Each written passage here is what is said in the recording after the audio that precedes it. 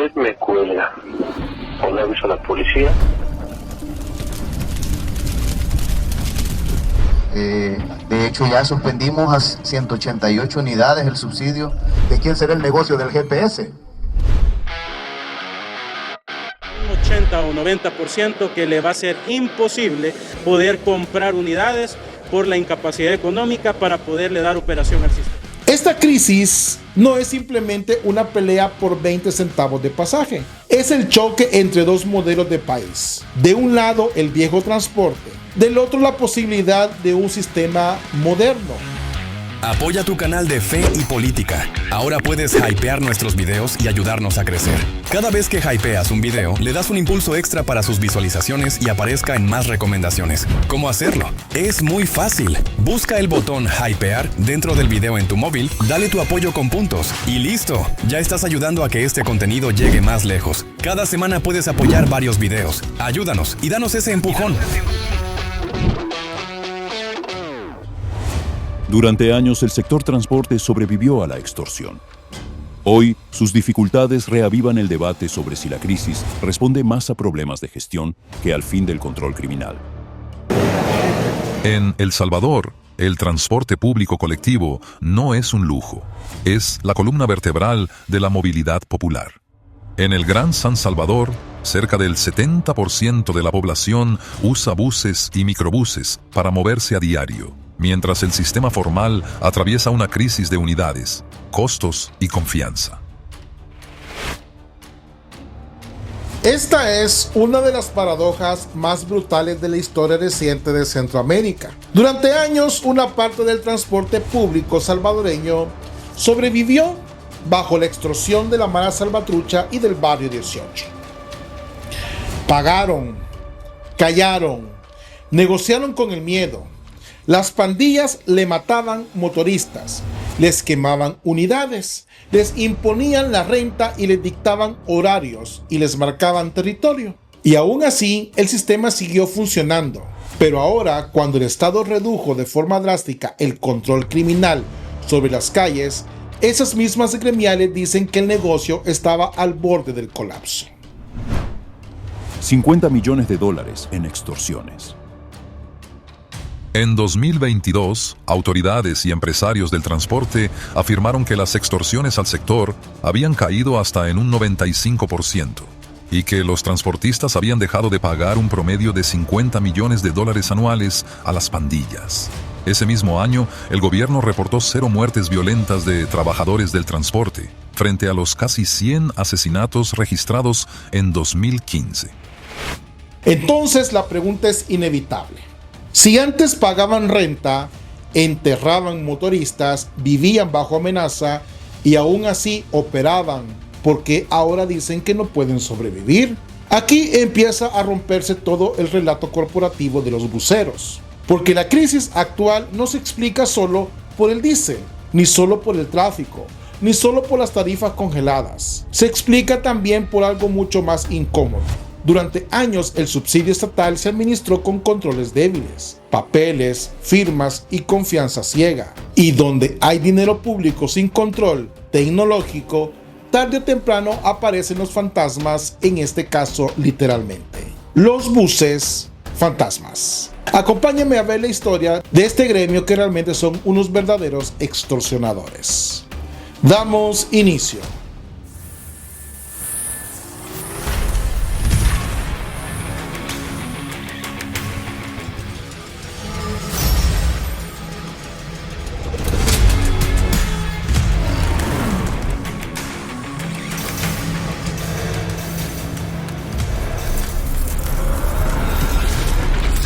Política y fe, vista de otra manera. Damos inicio. Si usted me cuelga o le aviso a la policía.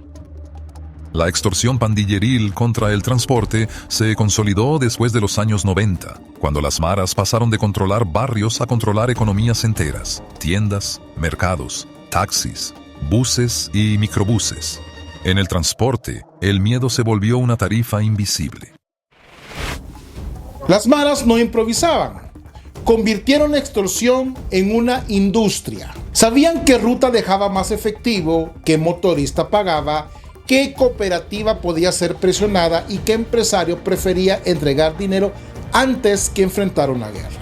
La renta no era un asalto aislado, era un impuesto criminal paralelo, y cuando el crimen logra cobrar impuestos, el Estado ya no está compitiendo con delincuentes comunes, está compitiendo con un poder territorial armado.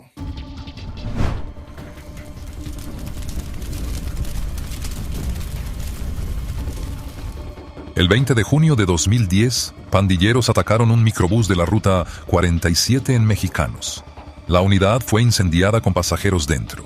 El saldo fue de al menos 17 muertos y varios heridos. Aquel crimen quedó como una de las imágenes más atroces del dominio pandilleril sobre el transporte salvadoreño. Han habido 134 ataques a la industria general, 93 empleados asesinados. 5 años después, en 2015, el sector transporte registró 97 empleados asesinados y 2 empresarios muertos, según reportes retomados por medios salvadoreños y declaraciones del propio sector. Y aquí viene el punto insoportable. Ante esta barbarie, ¿qué hicieron muchos empresarios del transporte? No desmontaron el sistema, no exigieron una refundación radical, no transparentaron todas sus finanzas. En demasiados casos simplemente incorporaron la renta como un costo operativo. El motorista ponía el pecho, el pasajero ponía el miedo, el Estado ponía el subsidio y las estructuras empresariales, salvo excepciones honrosas, aprendieron a sobrevivir en medio de este ecosistema podrido. Cotrans, contribución especial de 10 centavos por galón de diésel y gasolinas para estabilizar tarifas. Subsidio por autobús $500 mensuales por unidad autorizada. Subsidio por microbús $250 mensuales por unidad autorizada. Tarifas. Pasajes regulados y prorrogados hasta diciembre de 2026. La Asamblea Legislativa prorrogó hasta diciembre de 2026 la ley transitoria que mantiene estables las tarifas del transporte público y conserva la compensación estatal de $500 mensuales por autobús y $250 por microbús. La contribución Cotrans se financia con 10 centavos por galón de combustible. Mirar en la ingeniería política de la trampa. El ciudadano compra combustible y paga una contribución para que el pasaje del trabajador humilde no se dispare. En teoría suena razonable, pero durante años el sistema tuvo un talón de Aquiles enorme. Se pagaba por unidad autorizada, no necesariamente por pasajero real transportado, frecuencia real cumplida o recorrido verificado digitalmente. Y cuando el Estado paga por existir, no por servir, algunos descubren que se puede ganar dinero sin mover a un solo pasajero. Buses fantasmas. No queremos darles tregua, al contrario. De hecho, ya suspendimos a 188 unidades el subsidio. En enero de 2020, el BMT suspendió el subsidio a 224 unidades del transporte colectivo. Según reportes de la época, al menos 100 cobraban la compensación sin prestar servicio a la población. Esa es la matemática del fraude. Cobrar subsidio por unidades que no sirven, que no circulan o que no cumplen. Dinero del contribuyente entrando al sistema sin que el usuario reciba transporte real. Y ese flujo contaminado ayudaba a tapar muchas cosas. Mala administración, unidades obsoletas, pactos con el miedo, falta de mantenimiento y una cultura empresarial acostumbrada a pedirle al Estado sin rendirle cuentas al ciudadano. ¿De quién será el negocio del GPS? Yo le decía a algunos señores transportistas, hoy miren, pongan sus propias compañías, repórtenlas, organícense. Desde las reformas aprobadas a finales de 2021, el pago de la compensación quedó sujeto a mayores requisitos. GPS en unidades, transmisión de información, operación mínima de 21 días al mes, permisos vigentes, cumplimiento de rutas y verificación técnica según programación del VMT. Ahí empezó el llanto, porque cuando el Estado dice, si no hay GPS, si no hay operación, Si no hay servicio verificable, no hay subsidio. El modelo viejo pierde oxígeno. Ya no basta con enseñar papeles. Ya no basta con decir la unidad salió. Ahora el autobús tiene que moverse, tiene que cumplir, tiene que dejar rastro. Y cuando el fraude deja de facturar, aparece la supuesta quiebra. Se acabó el dinero fácil.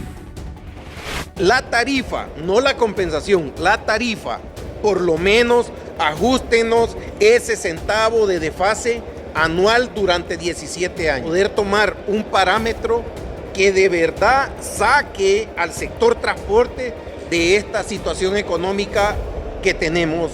La crisis, sin embargo, no es inventada en todos sus componentes. En 2026, la Mesa Nacional de Transporte afirmó que el sistema perdió 1.461 permisos vigentes frente a 2020 y que la reducción de unidades responde a una combinación de tarifas congeladas, alza de costos, falta de renovación y competencia informal. Un 80 o 90% que le va a ser imposible poder comprar unidades por la incapacidad económica para poderle dar operación al sistema. Además, dirigentes del sector estiman que el transporte ilegal alcanza unas 45.000 unidades, frente a poco más de 9.000 unidades legales, una proporción que, según la gremial, supera en 400% al parque formal. Aquí los transportistas formales sí tienen un punto real. No se puede exigir legalidad a unos mientras se tolera informalidad masiva de otros. El empresario formal paga permisos, acepta tarifas reguladas, debe cumplir revisiones, GPS, rutas y horarios y controles. Mientras tanto, el transportista pirata entra donde quiere, cobra lo que quiere y captura los tramos más rentables. Eso es competencia desleal. Pero una cosa es denunciar una distorsión real del mercado y otra muy distinta es amenazar al país con paralizar el servicio. Porque el transporte público no es una finca privada, es una concesión de interés público. Y como ha incumplido el contrato de concesión, porque ha incrementado la tarifa, porque ha cobrado una tarifa ilegal. El 12 de marzo de 2022, la policía capturó al empresario Catalino Miranda, vinculado a las rutas 42 y 152. El gobierno le retiró la concesión y el subsidio a 293 unidades, 215 microbuses y 78 autobuses. Las acusaciones iniciales incluyeron cobro ilegal del pasaje, obstaculización de la vía pública y otros señalamientos que luego se ampliaron en procesos por documentos falsos y falsedad material. El Estado tomó las rutas. Tras la intervención, el gobierno asumió el control de las rutas 42 y 152. La Fuerza Armada participó en el control de unidades y el servicio llegó a prestarse de forma gratuita durante meses para los usuarios de esas rutas. Ese día, las reglas cambiaron. Catalino Miranda creyó que el viejo pulso funcionaría. Subir presión, tensar la calle, forzar negociación. Pero el Ejecutivo respondió con una lógica de poder desnuda. Captura, suspensión de concesiones, control estatal de unidades y mensaje directo al resto del sector.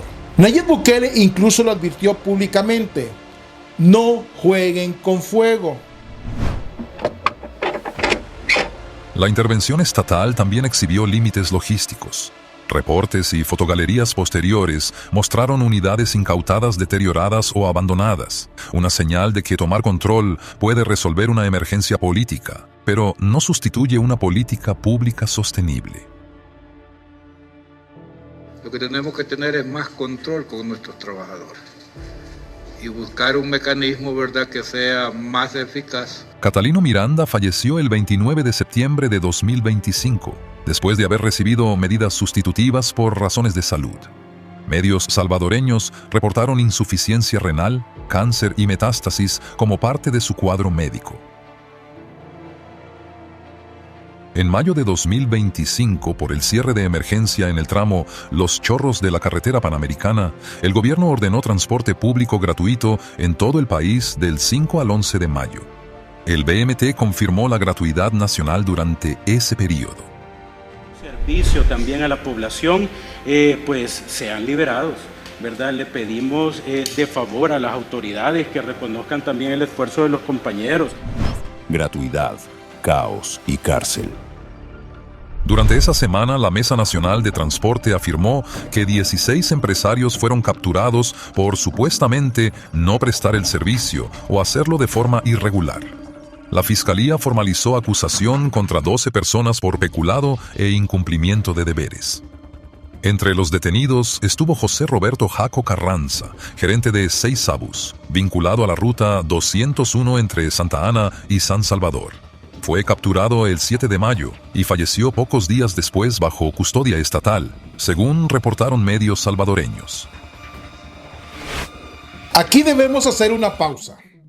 La autoridad política tiene derecho y deber de proteger el bien común. El compendio de la doctrina social de la Iglesia enseña que la autoridad legítima puede imponer penas proporcionadas para proteger el orden social y reparar el daño causado por el delito. Pero esa misma doctrina jamás permite convertir al ser humano en materia descartable del poder. La justicia debe ser firme, sí, pero la firmeza sin dignidad se convierte en abuso. Porque yo sé de vuestras muchas rebeliones y de vuestros grandes pecados. Sé que afligís al justo y recibís cohecho, y en los tribunales hacéis perder su causa a los pobres. La palabra de Dios es implacable con quienes oprimen al pobre. Si empresarios del transporte usaron subsidios sin servir, si toleraron estructuras corruptas, si dejaron que el miedo se volviera parte del negocio, deben también responder. Pero también hay una verdad cristiana que no se negocia. Ni el corrupto, ni el acusado, ni el preso enfermo pierde su dignidad humana. El Estado puede castigar, lo que no puede hacer es abandonar la vida de una persona bajo su custodia. La limpieza del sistema no puede construirse sobre negligencia médica, opacidad ni muerte silenciosa. En 2026, la Mesa Nacional de Transporte volvió a plantear medidas para enfrentar la crisis. Revisión tarifaria, carriles exclusivos, créditos blandos, renovación de flota, ampliación de vida útil de unidades y una mesa de diálogo con capacidad de decisión. La solución no puede ser volver al modelo viejo. No se trata de entregar más millones a ciegas cooperativas que no han demostrado transparencia suficiente. La solución moralmente correcta es clara: subsidiar a la persona, no a la chatarra. Pagar por pasajero real, por viaje real y por servicio verificable. Un sistema electrónico vinculado al usuario permitiría saber quién viaja cuando se subsidia, qué unidad cumplió y qué ruta metropolitana está fallando, por ejemplo, en San Salvador. La Asamblea Legislativa también respaldó en 2024 un financiamiento de hasta $179 millones con la empresa china Yutong para adquirir 1.500 autobuses, como parte de una primera fase de renovación de flota. Autoridades han hablado de una modernización mayor para el área metropolitana de San Salvador. Pero cuidado, comprar buses nuevos no arregla por sí solo un sistema viejo. Un bus moderno en manos de una estructura opaca termina siendo chatarra cara. La renovación tiene que venir con recaudo electrónico, contratos de desempeño, auditoría de rutas, publicación de datos, estándares de mantenimiento y sanciones reales. Si una unidad no cumple, sale. Si una ruta no sirve, se reordena. Si una cooperativa roba, pierde la concesión. Y el gobierno también tiene una tarea que no puede evadir: ordenar el transporte informal. No se puede exigirle al formal que compre buses modernos, pague permisos, respete tarifa congelada y cumpla con el GPS, mientras se toleran miles de unidades piratas capturando el mercado sin reglas. O se integran bajo regulación como alimentadores locales con permisos, seguros, rutas y controles tecnológicos, o se sacan de circulación. La ley debe ser dura, pero debe ser pareja. La crisis del transporte público salvadoreño no tiene una sola causa. Hay tarifas congeladas, costos crecientes, menos unidades, competencia ilegal y falta de inversión. Pero también hay un pasado de subsidios mal controlados, unidades que cobraban sin servir y una cultura empresarial acostumbrada a presionar al Estado sin rendir cuentas al usuario. En conclusión, esta crisis no es simplemente una pelea por 20 centavos de pasaje. Es el choque entre dos modelos de país. De un lado, el viejo transporte, efectivo, opaco, subsidios sin trazabilidad, unidades deterioradas, contaminantes, amenazas de paro, competencia pirata y memoria de terror pandilleril. Del otro, la posibilidad de un sistema moderno, datos, GPS, subsidio directo al ciudadano, auditoría real, buses dignos, motoristas formalizados y autoridad estatal sin chantaje. Pero que quede claro, el orden no basta si no hay justicia, y la justicia no basta si no respeta la dignidad humana. El transporte público no puede seguir siendo caja chica de mafias, refugio de rentistas, ni arma política de presión.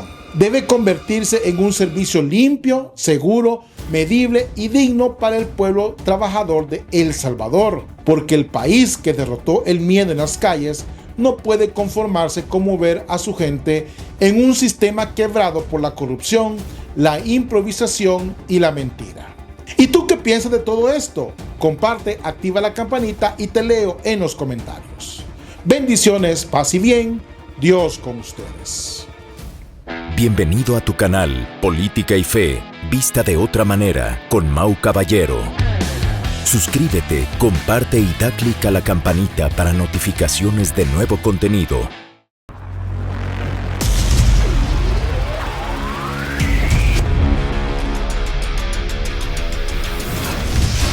Política y Fe, vista de otra manera.